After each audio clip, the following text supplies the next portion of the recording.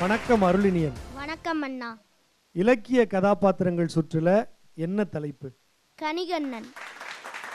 கணிகண்ணன் அப்படிங்கிற தலைப்புல அருளினியன் ஒரு அற்புதமான தமிழ் விருந்தை இந்த மன்றத்தில் படைக்க தயாரா இருக்கிறாரு.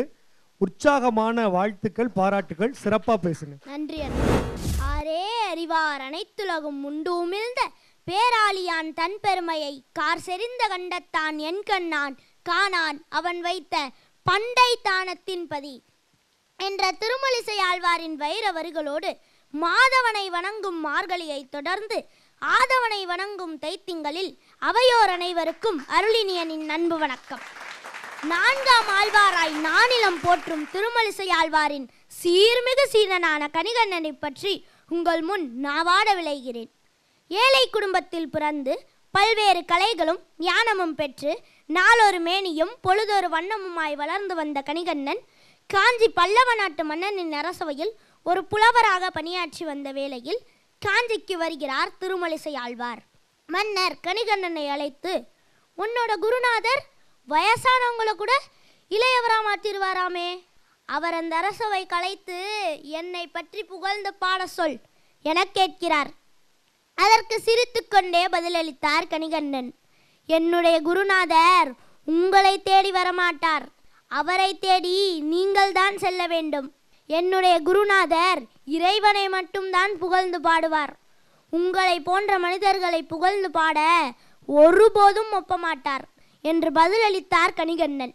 கோபம் அடைந்த மன்னர் கணிகண்ணனை பார்த்து, என்ன என் பேச்சுக்கே எதிர்பேச்சா, என் கட்டளைக்கே மறுதளிப்பா, உடனே உன்னை நாடு கடத்த உத்தரவிடுகிறேன், இந்த நாட்டை விட்டு ஓடிவிடு என்று கட்டளையிடுகிறார் மன்னர்.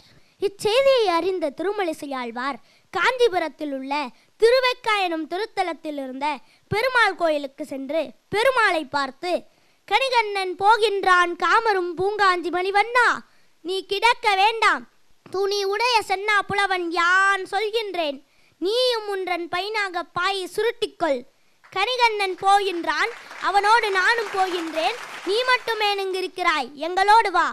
அப்படியே இறைவனும் பாயை சுருட்டி கொண்டு புறப்படுகிறார். அவர்களோடு தாயாரும் புறப்படுகிறார். இவர்கள் செல்லும் போதே இரவாகிவிட்டது.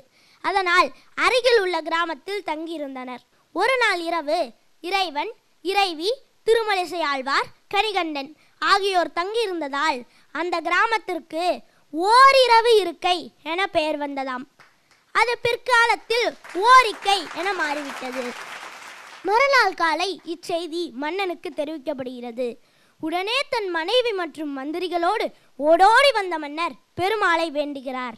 பெருமாள், நான் வரணும்னா திருமலிசை ஆழ்வார் இங்கு வர வேண்டும், அவர் வந்தால்தான் நானும் வருவேன்.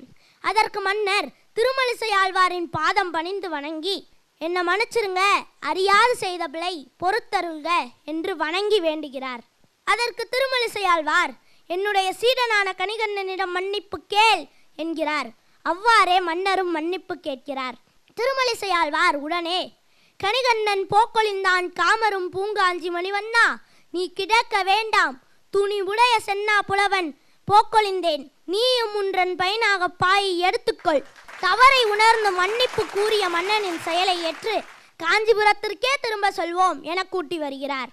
மீண்டும் காஞ்சியில் வந்து பள்ளி கொண்டு பக்தர்களுக்கு காட்சியளிக்கிறார். திருமலிசை ஆழ்வார் சொன்னதெல்லாம் செய்ததால் அந்த இறைவனுக்கு சொன்ன வண்ணம் செய்த பெருமாள் என்று பெயர் வந்ததாம். தொண்டால் பொழுதளர்ந்த தொண்டனாம் கணிகண்ணன் தூயவர் திருமலிசை ஆழ்வாரால் போற்றப்பட்டு அந்த இறைவனே களப்பணியாற்றிய இச்செய்தியை உங்களோடு பகிர நல்வாய்ப்பு தந்த சங்கரா தொலைக்காட்சி நிர்வாகத்திற்கு என் நெஞ்சம் நிறைந்த நன்றியை தெரிவித்து விடைபெறுகிறேன். நன்றி, வணக்கம்.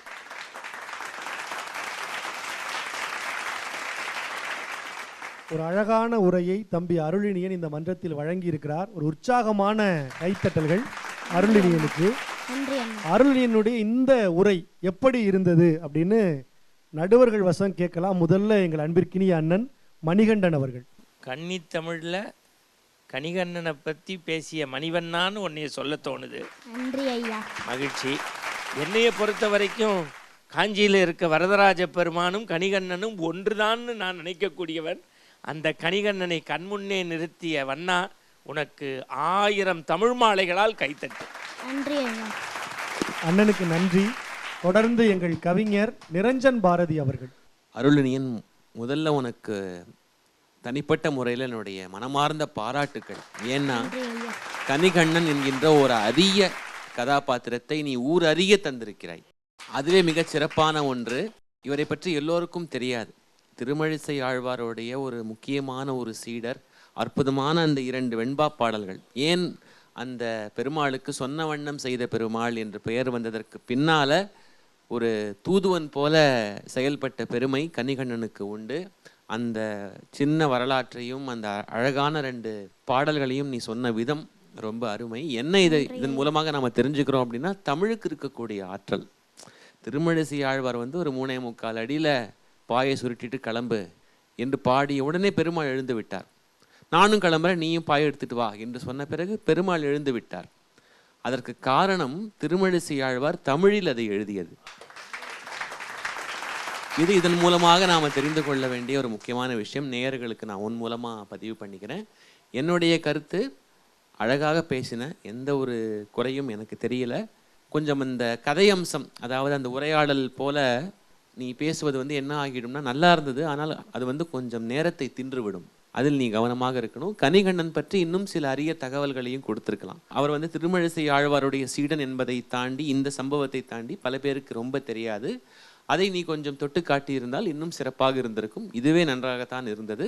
போக போக மெருகேற்றிக்கொள். வாழ்த்துக்கள். நன்றி ஐயா.